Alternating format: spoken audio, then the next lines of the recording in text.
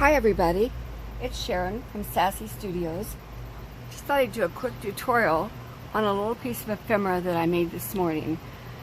The reason that I made this is I was working yesterday on some project and I was using old dictionary pages and I came across the word counterpane, which reminded me of a story my mom told me years ago. So I decided right now, while I'm thinking about it, to make a piece of ephemera and record that story. This is what I believe junk journaling is all about. A long time ago, I made this journal here.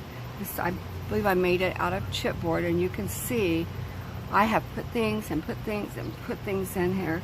This is all about my memories.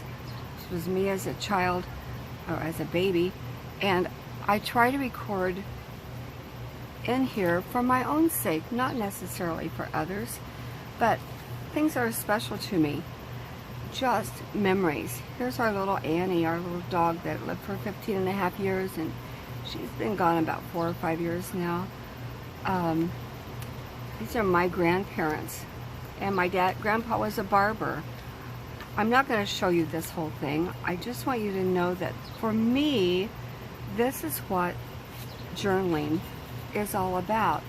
I'm not one of those people that goes every day and writes about everything that happened that day. Most of the time, wouldn't be very interesting. Maybe yours days are much more interesting than mine. But I want to show you what I did and tell you why I did it. Again, here's the story about my mother, my grandmother, and the counterpane. And I decided it was wonderful to find in that dictionary the definition and put that right here. When I started thinking about this, I just thought, how am I going to actually make this come to life for me? So I decided to make what my rendition of a bed would be.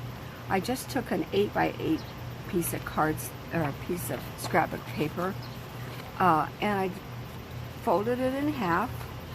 Then I decided, what am I going to do for pillows to make it look a little more like a bed? So all I did was take this and fold it down to here. Now I want this to be functional, so I don't want to always be opening up my pillows. I want it to be a little more interesting than that. So I came in, took my scissors, and just cut a little angle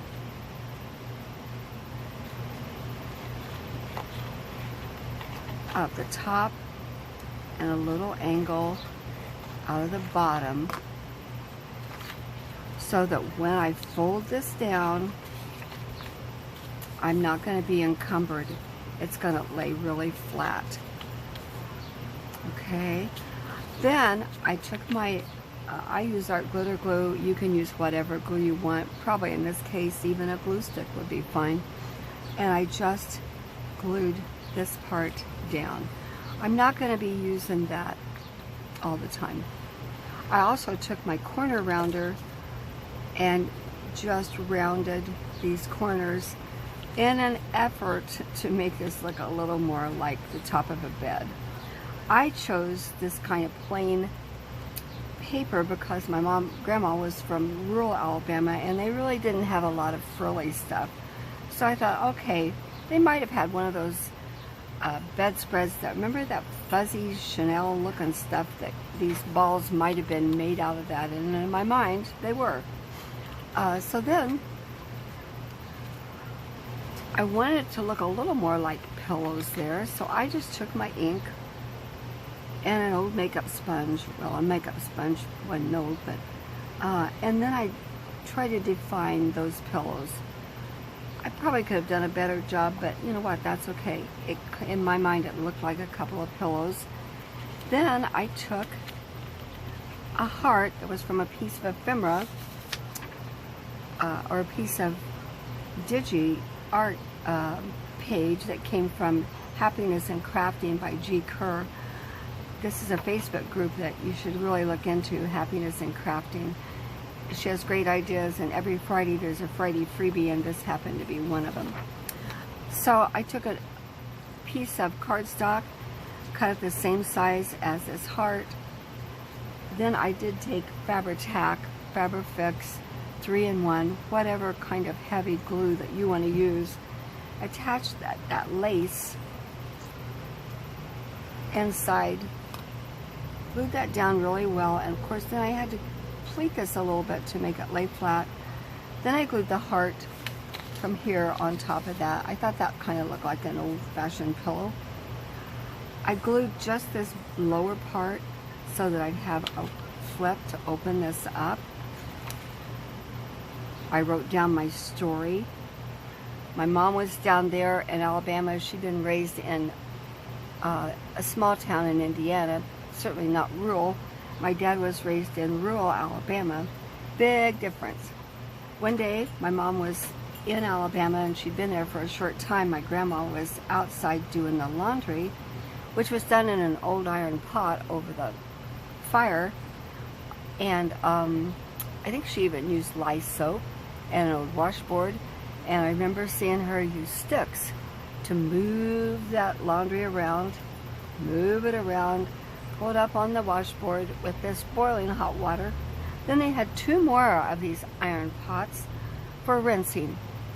Go into the first one and then go into the second one, and of course then get hung on the line. But when they were doing this, my grandmother asked my mom to go inside and bring out the counterpane. My mom had no idea what a counterpane was. So she did what any smart woman would do. She went into the house dutifully, like a daughter-in-law should, and didn't come back out. I thought that was so funny when Mom told me that. I just wanted to record that memory while I was thinking about it. Why didn't she ask? I don't know. Too shy, maybe. But now I can fold this up, put my pillows down, tuck them into my throw pillow. This was, I think I've already told you, out of the side of that old dictionary, the border. Here's the word, and this happened to be one that was at the top. I'm so glad it was, because if it hadn't been right there to catch my attention, I may never have seen it and not remembered to record this story. Here's the definition that my mom probably could have used that day. So I'm going to tuck that right into my book here. And you know, we always leave some blank pages. Now I'm probably going to glue this down, but I could also just easily put a paper clip and hold it in place there. The whole point of this tutorial is use that journal. Make it yours. Record those special memories that you have so that you can bring a smile to your face on a gloomy day, or those of your family. I hope you enjoyed this. I hope you'll start thinking of a special memory that you have and get that down in whatever form you want to take, and put that memory in your book. Have a great day, and I hope you'll run with us. Bye-bye.